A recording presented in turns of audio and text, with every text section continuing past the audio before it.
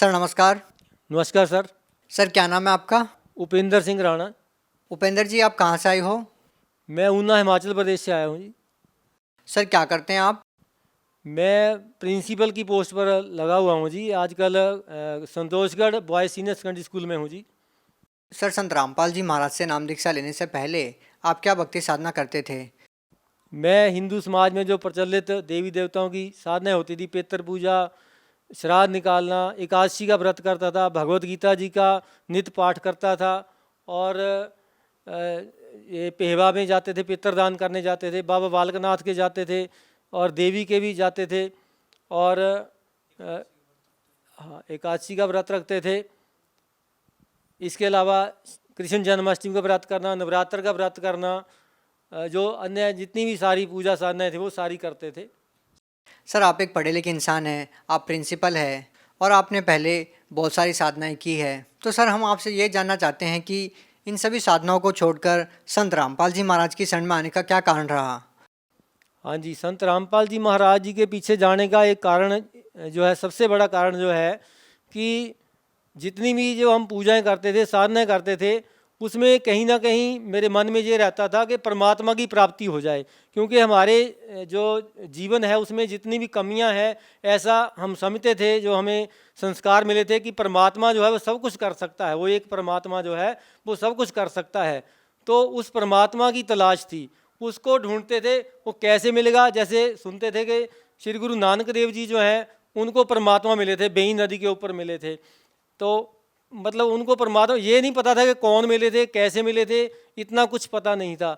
जो साधना जैसे बताई जाती थी, घर में बताई गई थी, या ब्राह्मण लोग जो हैं वो बताते थे, तो जैसे भी कोई बताते थे वो करते जाते थे। तो उसमें जो है परमात्मा की प्राप्ति का जो है साधन नहीं बन रहा था, क्योंकि मन को तसल्ली नहीं होती कि ये ऐसा नहीं हो सकता। तो संत रामपाल जी महाराज जी जो हैं, इनका जो है जब मैंने टीवी के ऊपर सत्संग देखा तो उसमें देखा कि ये प्रमाणों के साथ जो है बता रहे हैं, और किन जिन जिन संतों को, महापुरुषों को परमात्मा मिले, उनको उन्होंने कौन सी साधना करी, और हमारे धार्मिक जो ग्रंथ हैं उनमें कौन सी साधनाएं दे रखी हैं, उनको जब ये खोल कर बता रहे थे तो देखा कि तो सारे मैच कर रहे हैं आपस में। तो मैच कर रहे हैं, इसका मतलब ये सही साधना है, ये सही रास्ता है, इसी रास्ते से जो है, इसी मार्ग से जो है परमात्मा की प्राप्ति हो सकती है। तो तब मैं जो है फैसला किया मैंने कि संत रामपाल जी महाराज जी की शरण में आया। सर परमात्मा की जानकारी देने वाले तो लाखों संत हैं हिंदुस्तान में, और काफ़ी पुराना इतिहास रहा है उन डेरों का, उन पंथों का। जैसे हम बात करें राधा स्वामी पंथ की, डेरा सच्चा सौदा की। सर आखिर संत रामपाल जी महाराज द्वारा दिए गए ज्ञान में आपको ऐसा क्या लगा कि उनके द्वारा दी गई भक्ति से ही परमात्मा को पाया जा सकता है? आखिर क्या थी वो बातें? ऐसा है कि जितने भी बाकी संत हैं, महापुरुष हैं, बड़े बड़े ऋषि हुए हैं, उन सब ने ये तो कहा कि वेदों में जो लिखा हुआ वो सच है, भगवत गीता जी में वो जो लिखा हुआ वो सच है, गुरु ग्रंथ साहब जी में जो लिखा हुआ वो सच है, कुरान शरीफ में जो लिखा हुआ वो सच है। लेकिन उन्होंने कभी खोल करके बताया नहीं उसमें लिखा क्या हुआ है। अब बच्चे को स्कूल में डालते हैं, उसको अध्यापक बोले कि बेटा ये किताब में लिखा हुआ है, तो वो कैसे मानेगा? वो टीचर जो है उसको किताब खोल के दिखाता है कि इसमें ये पेज के ऊपर ये लिखा हुआ है, ये सवाल है, ये इसका जवाब है। तो संत रामपाल जी महाराज ने वो करके दिखाया। उन्होंने हमारे सामने, हमने वेदों का नाम ही सुना हुआ था खाली, लेकिन वेदों को कभी देखा नहीं था। हमने ऐसा समझते थे कि हम कि वेद तो ऐसी बहुत दुर्लभ ऐसी चीज़ है कि हमारे पास तो आ ही नहीं सकती, और हम वैसे भी संस्कृत तो हमें आती नहीं है, तो हम कैसे जान पाएंगे? तो हमारी कभी हिम्मत ही नहीं हुई, हमने सोचा तक नहीं कभी कि ऐसा हो सकता है। अब ये कैसे हो सकता है कि संत रामपाल जी महाराज बता रहे हैं कि कबीर जी भगवान हैं। अब कैसे बता रहे हैं? वेदों के अंदर भी वो कबीर नाम लिखा हुआ, मान लेते हैं कबीर साहब भारत में हुए हैं, तब उनका नाम वेदों में शायद गलती से लिख दिया होगा किसी ने। या भगवत गीता में बताते हैं कबीर साहब हैं, हो सकता है वहाँ भी गलती से लिख दिया होगा। गुरु ग्रंथ साहब में लिखा हुआ है, चलो मान लेते हैं गुरु नानक देव जी ने जो है शायद जिंदा महात्मा के रूप में जो उनको परमात्मा मिले वो कबीर साहब ही थे, शायद तब नाम आ गया होगा। लेकिन कुरान शरीफ में कहाँ से आ गया कबीर साहब का नाम, और बाइबल में कहाँ से आ गया कबीर साहब का नाम? तो वो सारे ग्रंथ जो है वो टैली कर रहे हैं आपस में, वो यही बता रहे हैं कि परमात्मा कबीर साहब हैं। जब सारे प्रमाण टैली कर रहे हैं और जिन महापुरुषों को परमात्मा मिले उन्होंने जो अपनी वाणी में जो बोल करके लिख करके छोड़ा हुआ है वो भी उसके साथ मैच कर रहा है, तो यही सही मार्ग माना जाएगा, ये प्रमाणित मार्ग है। सर हम देखते हैं कि ज्ञान के मामले में संत रामपाल जी महाराज की कोई सानी नहीं है। सर यहाँ पे हम आपसे ये जानना चाहते हैं कि जो भी संत रामपाल जी महाराज जी से नाम दीक्षा लेता है उनको कोई ना कोई लाभ जरूर होते हैं, चाहे वो शारीरिक हो, आध्यात्मिक हो, चाहे भौतिक हो। सर आपको क्या लाभ मिले संत रामपाल जी महाराज से नाम दीक्षा लेने के बाद?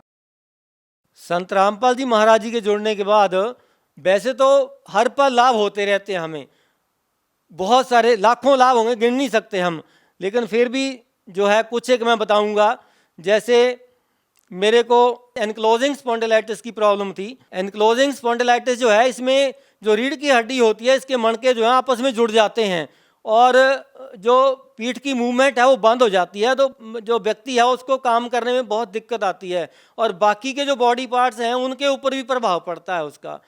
तो संत रामपाल जी महाराज जी की शरण में आने से मेरे को जो है इसमें कोई दिक्कत नहीं। मेरे को डॉक्टरों ने कहा था कि आपने जो है रेगुलर एक्सरसाइज करनी है, अगर आप रोजाना एक्सरसाइज नहीं करोगे तो आप जो है जल्दी ही जो है आपका शरीर जाम हो जाएगा, आप काम नहीं कर पाओगे।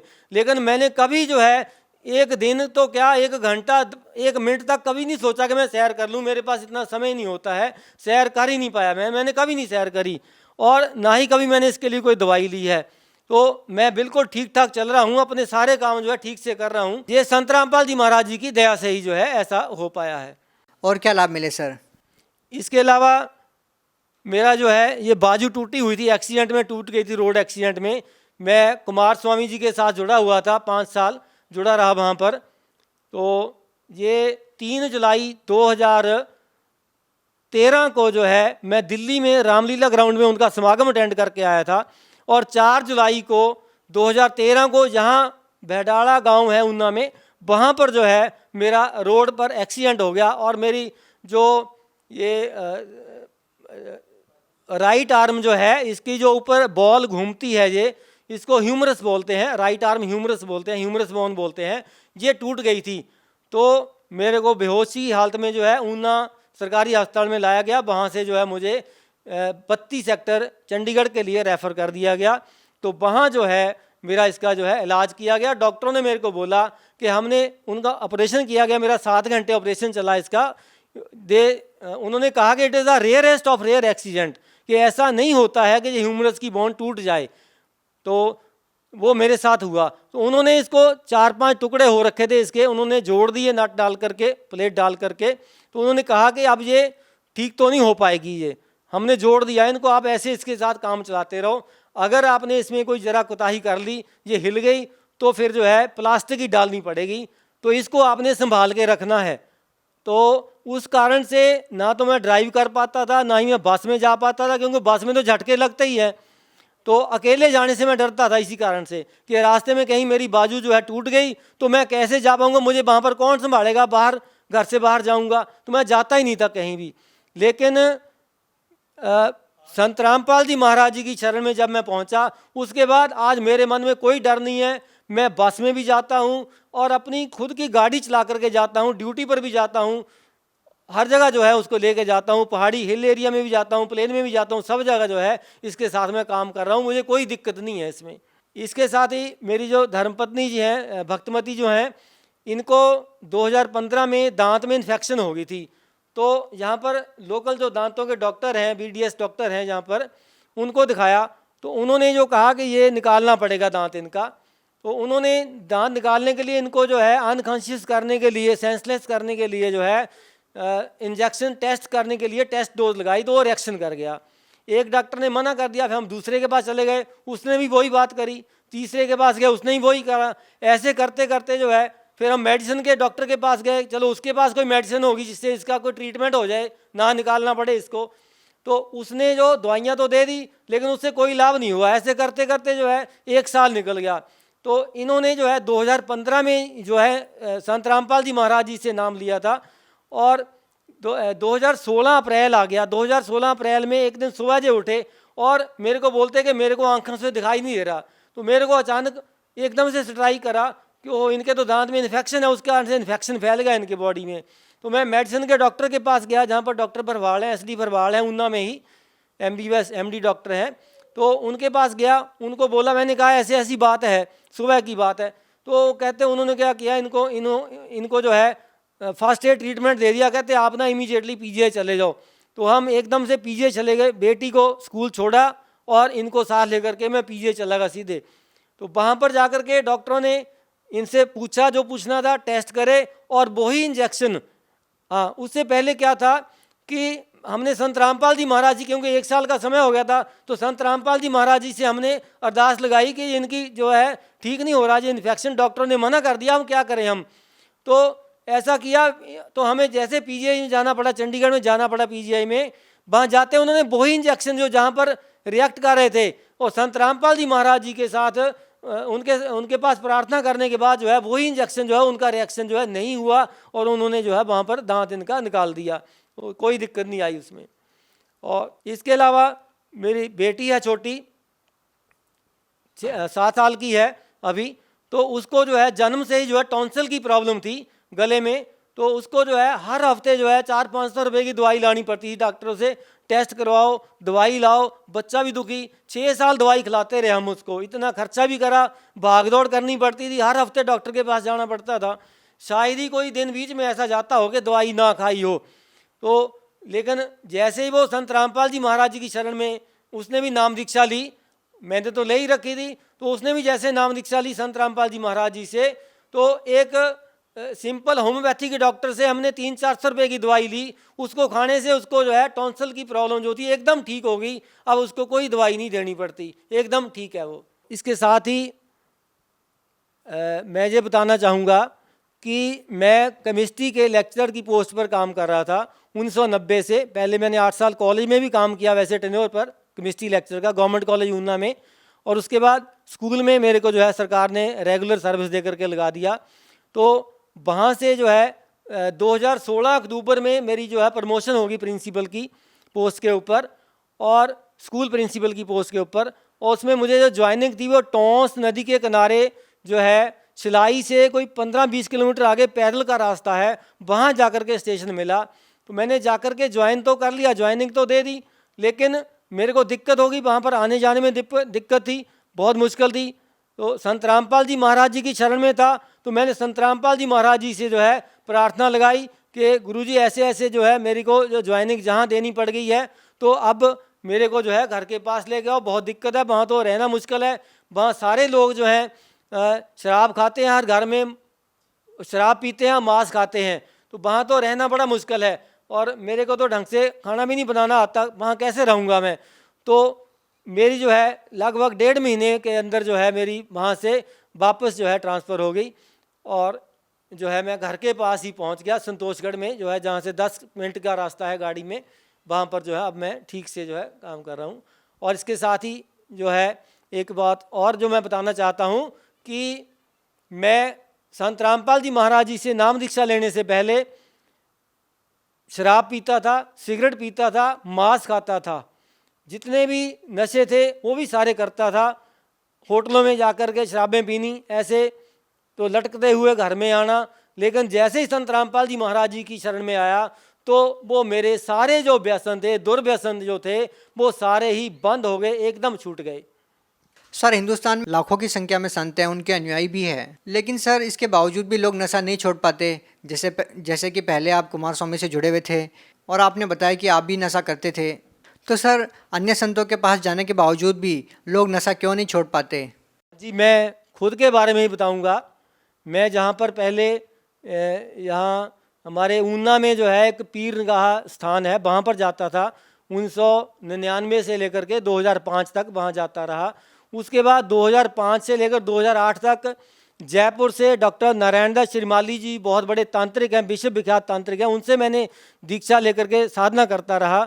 और उसके बाद 2008 से लेकर 2013 तक जो है ब्रह्म ऋषि कुमार स्वामी जी से जो है मैंने बीज मंत्र जो देते हैं उनकी साधना करता रहा। लेकिन मेरी अपनी जो स्थिति है वो ऐसी थी कि मैं अगर कहीं ड्रिंक करके, होटल में ड्रिंक करके आता था, तो घर में आकर के मैं देखता था कि मैंने जोत लगाई नहीं आज, तो ड्रिंक करने के बाद ही मैं जोत लगाने चला जाता था। मतलब उन संतों का ज्ञान जो ऐसा था, उसे ये कतई मन में नहीं जो है ऐसी बात आती थी कि ड्रिंक करके जो है हमने ये काम नहीं करना है। जहाँ हम भक्ति करना चाहते हैं तो ड्रिंक जो है इसका जो है कोई मेल नहीं है। लेकिन संत रामपाल जी महाराज जो है उन्होंने हमें ऐसा ज्ञान दिया हमारे शास्त्रों के अंदर से, और हमें ऐसा भक्ति मार्ग दिया जिससे जानकर हमें ये पता चला कि शराब और जो अन्य नशे तंबाकू का नशा है, इनका भक्ति के साथ कोई मेल नहीं है। बाकी संतों के पास जो है ऐसा कोई जवाब नहीं है, ना तो वो ठीक से मना ही करते हैं और ना ही वो ठीक से रोकते हैं। लेकिन संत रामपाल जी महाराज जो हैं इसको रोकते भी हैं। वो कहते हैं कि आपने दीक्षा लेनी है तो लो, लेकिन ये जो है आपको छोड़ने ही पड़ेंगे अगर आपने परमात्मा प्राप्ति करनी है। सर, आप एक प्रिंसिपल है, तो सर आप एक प्रिंसिपल होने के नाते भगत समाज को क्या संदेश देना चाहते हैं, क्या कहना चाहते हैं? जी, मैं संदेश तो नहीं दे सकता इतनी, बेशक मैं प्रिंसिपल की पोस्ट के ऊपर काम कर रहा हूँ, लेक्चरर भी रहा हूँ, बच्चों को पढ़ाता भी हूँ, लेकिन जो जनता को संदेश देने की बात है वो तो संत रामपाल जी महाराज जी ही देते हैं।